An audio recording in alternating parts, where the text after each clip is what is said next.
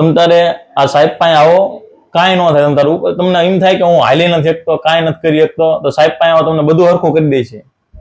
એ જવાબદારી મારી. તમ તાર તો કમલેશભાઈ, આપ ક્યાંથી આવો છો ને આપને શું શું તકલીફ થતી હતી? સાહેબ, હું બોટાદથી આવું છું અને મને આ કેડની L4 અને L5 ગાદી ખસી ગઈ હતી, જેના કારણે નસ દબાતી હતી મારે. અને હું હરખું આમ ચાલી પણ નહોતો શકતો એવું હતું. અને આવી રીતના બેઠો છું અત્યારે, તો હું બે નહોતો, એક તો પરોઠી વાળીને નહોતો બે, તો પરોઠી વાળીને બેવું તો માનો કે આપણે જમવા બેઠા હોય તો હું હરખું આપણે ધરીને ખાઈ ન શકું ને એ પેલા મારે ઊભું થઈ જવું પડતું હતું. એટલી તકલીફ હતી. અને ચાલવામાં ખૂબ તકલીફ હતી કે હું 100 મીટર પણ ચાલી ન શકું, તો મારે બેહવું પડે. અને 100 મીટર ચાલુ તો પણ મને અહીંયા દુખતું હતું. અને જેમ કે મારે અત્યારે આ પગ છે બરોબર, તો મને કોઈક એમ કે આ પગ મારે ઊંચો કરવો હશે બરોબર, તો હું આટલો ઊંચો કરી શકું. માનો કે આ પગ આટલો હશે તો મને એમ કે તમે એમ કહો કે પગ ઊંચો કરો કમલેશભાઈ, તો હું આટલો કરી શકું, અહીંથી વધારે ન કરી શકું. તો અત્યારે મારે સાહેબ હું આ પગ રહ્યો આ જો કમ્પ્લેટ, જેમ કે આ પગમાં એ જ તકલીફ હતી. આ પગ ઊંચો કરો એટલે મને આ લેગ સાઈડમાં દુખતું હતું બરોબર.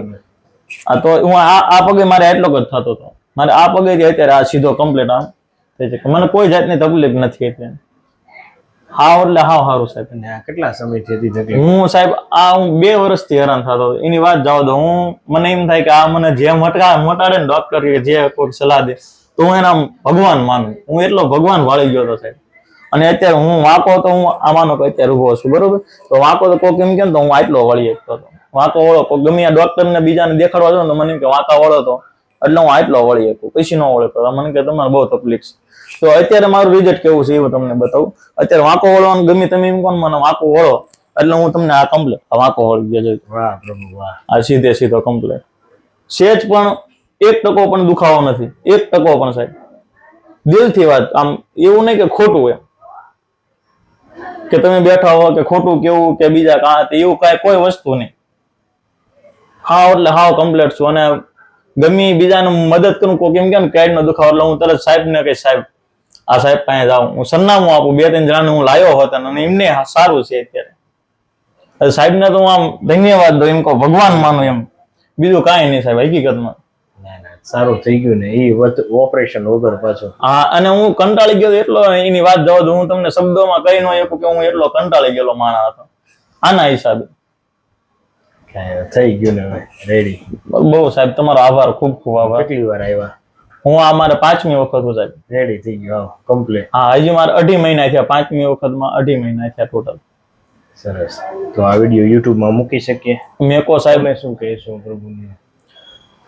તમ તારે આ સાહેબ પાસે આવો, કાંઈ ન થાય. તમ તારું તમને એમ થાય કે હું હાલી નથી શકતો, કાંઈ નથી કરી શકતો, તો સાહેબ પાસે આવો, તમને બધું હરખું કરી દે છે. એ જવાબદારી મારી. તમ તાર A to Z પહેલેથી ઠેઠ લઈ ગઈ. કે મારી પરિસ્થિતિ હાવ એવી હતી, એની વાત જ જવા દો. હું તમને શબ્દોમાં વર્ણન નથી કરી શકું, એવી પરિસ્થિતિ હતી. સાહેબને હું પહેલી વખત આવ્યો ને ત્યારે મેં સાહેબને કીધું કે એવી પરિસ્થિતિ છે. સાહેબ મને કે તમે મૂંઝાવમાં થઈ જશે તમ તારે. એટલે મને આમ 1-2 વખત આવ્યો એટલે મને આમ એમ થઈ ગયું ના થઈ જશે. હવે સાહેબ જ્યાં લગીન કે ત્યાં લગીન મારે જવાનું છે. સાહેબ એમ કે મટી ગયું તોય તમારે 2 વખત આવવાનું, તોય મારે આવવાનું છે. થઈ ગયું. એટલું સારું છે. થઈ ગયું, સરસ થઈ ગયું. તો મિત્રો, ઘણા બધા આવા દર્દીઓ છે કે જેઓને કમરમાં L4 L5 S1માં ગાદી દબાતી હોય, મણકો ખસી ગયો હોય, 60 ટીકાની નસ દબાતી હોય, ડોકમાંથી તકલીફ હોય, ડોકમાં સર્વાઇકલ સ્પોન્ડિલાઇટિસ હોય, તો દવા ઇન્જેક્શન ઓપરેશન વગર આ પદ્ધતિ ખૂબ જ સારું રિઝલ્ટ મળી શકે. બરોબર ને? હવે મેં દવા એક ટીકડી નથી લીધી. સાહેબે મને એક ટીકડી નથી લખી દીધી કે મેં દવા જરા કઈ નથી લીધી. ખૂબ ખૂબ આભાર પ્રભુ તમારો. આભાર સાહેબ. તમારે અમને એમ ન કરાય, અમારે તમને પગે લાગવું પડે. તમે અમને એમ કરો તો અમને એમ થાય કે ભગવાનની કૃપા હોય ને તો આ સારું થાય જલ્દી. હા, એ વાત અમે તો માત્ર નિમિત્ત છીએ.